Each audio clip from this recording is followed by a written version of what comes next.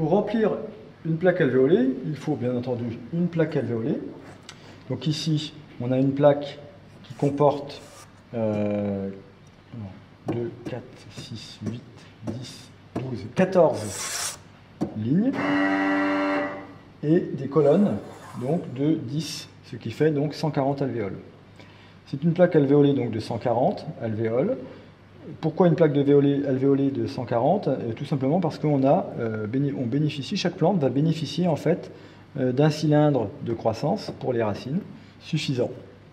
L'intérêt de semer en plaque alvéolée par rapport, je dirais, à une terrine, c'est que chaque plante bénéficie en fait d'un volume racinaire qui lui est propre et qui est particulièrement donc adapté au développement de la plante et qui permet surtout, va favoriser, je dirais, ce développement et surtout empêcher que les racines ne viennent s'enchevêtrer. C'est ce qu'on aurait par exemple lorsqu'on faisait autrefois des semis directement en terrine. Cette plaque alvéolée, elle est particulière. Les alvéoles, vous voyez que c'est un cône en fait tronqué, hein, c'est-à-dire que la base qui est ici est plus large que le sommet qui lui est plus étroit. Ce qui favorise donc le drainage. Vous voyez qu'on a une large ouverture qui permet d'éliminer l'excédent d'eau. Donc nous avons vu que la plaque alvéolée permet donc à chaque plante de disposer d'un volume qui lui est propre, ce qui favorise bien entendu, quand on le verra plus tard, le repiquage, puisqu'on va pouvoir extraire plus facilement la plante de son alvéole.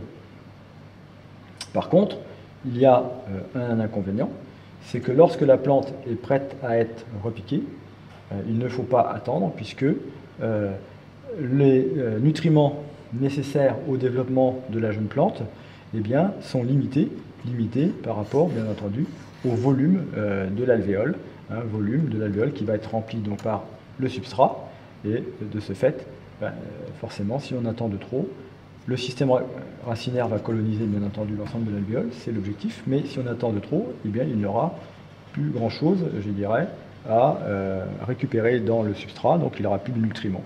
Donc c'est pour ça qu'il faut, lorsque la plante est prête, ne pas trop tarder pour la repiquer. Alors, pour remplir cette plaque alvéolée, je vais procéder de cette façon, c'est-à-dire que je prends mon sac, mon substrat homologué avec le tableau, et je vais procéder au remplissage de la plaque par un excès. Alors, selon que le substrat était stocké plus ou moins à l'extérieur, celui-ci peut former des agglomérats qu'il convient donc de pulvériser, tout simplement à l'aide de ses mains. Il suffit de frotter un peu le substrat, de briser donc ces fameuses mottes. Le substrat est frais, c'est-à-dire qu'il est légèrement humide, sans excès. En hiver, il est préférable de rentrer le substrat la veille dans la serre, de façon à ce que celui-ci ne soit pas trop frais, puisque pour les végétaux que nous avons, la germination nécessite des températures importantes, de l'ordre de 22 à 25 degrés, du moins pour la levée. Donc il faut que le substrat puisse avoir eu le temps de se réchauffer en serre, d'autant plus que si il a gelé, comme le substrat est légèrement humide, il peut prendre en masse. Je vais donc remplir les alvéoles par excès, comme ceci. En veillant à ne pas trop en mettre par terre. J'enlève l'excès vers le fond. Ça me permettra de le récupérer ensuite à l'aide d'une balayette et d'une pelle.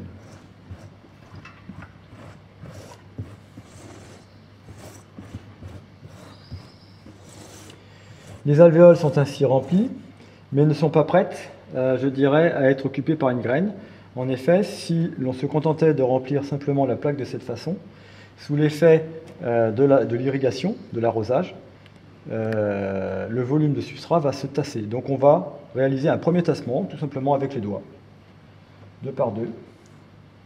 Donc on va tasser le substrat contenu dans les alvéoles.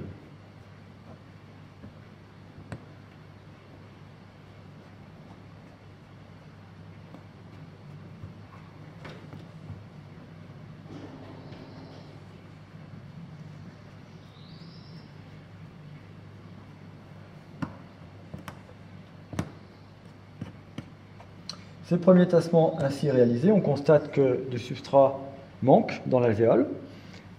On va donc recommencer l'opération précédente.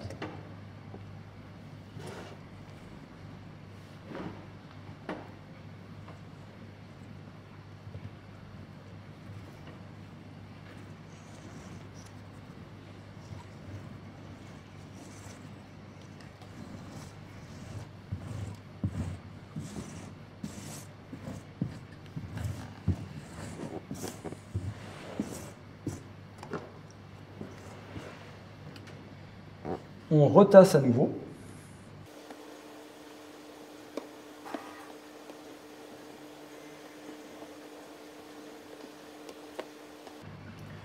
Puis on recommence l'opération.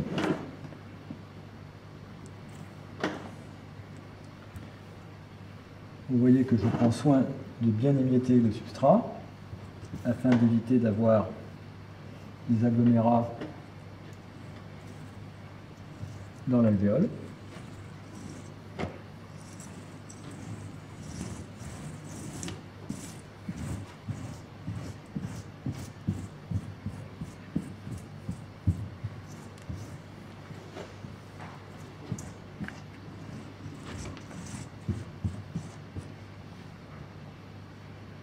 Je retasse une dernière fois.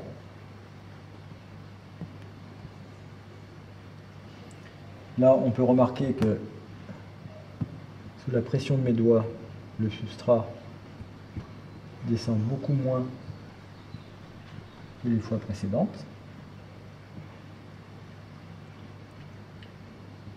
Preuve que le tassement est suffisant. Quel est l'intérêt de tasser? Comme je vous l'ai expliqué, c'est déjà d'une part pour éviter que le substrat ne s'affaisse lors des futurs arrosages, ce qui priverait la plante d'une partie du volume racinet, puisque si le substrat se tasse, il y a donc un volume qui n'est plus, je dirais, rempli par celui-ci, donc qui va manquer aux racines. Et cela permet aussi, le substrat étant tassé, la porosité donc va diminuer en termes de calibre, ce qui fait que celui-ci va retenir beaucoup plus d'eau que si il était au départ peu tassé, donc avec une porosité qui serait peut-être globalement la même, mais en termes de taille beaucoup plus élevée, donc du coup le substrat retiendrait moins d'eau. Je vais réaliser un léger tassement cette fois-ci, de façon à imprimer, je dirais, dans les alvéoles une légère dépression avec mes doigts. Cette légère dépression forme ainsi une cuvette dans laquelle va venir se loger la graine. L'intérêt de faire cette cuvette permet à la graine de rester donc bien sagement dans l'alvéole en cas d'irrigation directe, et elle permet aussi d'avoir une légère épaisseur, je dirais, de substrat lorsque je vais recouvrir la graine après l'avoir semée. La plaque donc est ainsi prête et on peut procéder comme la fois précédente à la réalisation d'un semis. Ici donc j'ai une tomate, une variété ancienne qu'on appelle Green Zebra.